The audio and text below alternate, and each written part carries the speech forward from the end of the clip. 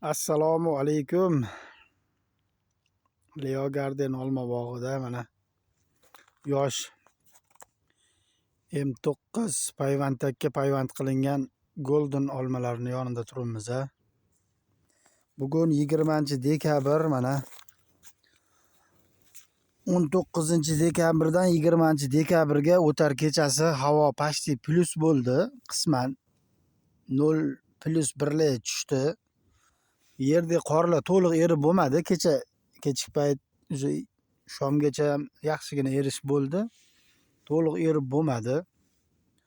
Kechangi yomg'irlarning hisobiga yer qismlarimiz sug'orilgan holatdagi zax bo'lib suvga to'yinib turibdi. Ustozlarimiz Fabian Martez, Shuhrat Abrorov ustozlarimiz aytgan ilmlarni sizlarga ulashmoqchiman. Ular aytishadi, qish davrida tinim davri boshlandi. Yog'ingarchilik kelmasa, bog'larni 100% sug'orib, zaxlatib qishki tinim davriga kiraylik deyiladi. Bu sabablari, foydali tomonlari mana qishki kelayotgan sovuq holatda, yog'ingarchiliksiz paytda faqat kelayotgan sovuqlar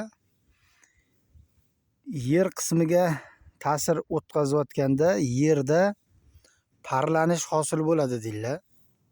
U parlanish kelayotgan minusni qisman plyusda ushlab turadi.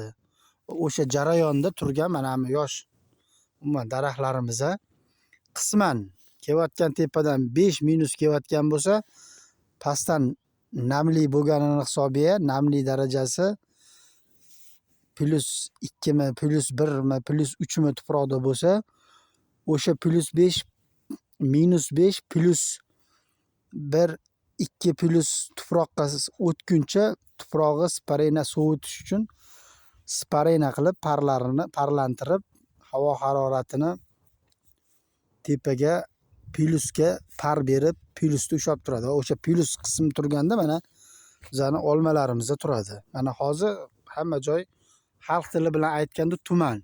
Bu tuman emas. Yuqori qismdan tushayotgan -gradus yer qismi sug'orilgan sifat turibdi. Kecha yomg'ir qorda namli kuchli yerdan nam havo parlanib tepaga ko'tarilyapti. Tepadan bosim minus bo'lyapti, yerdan plyus chiqyapti.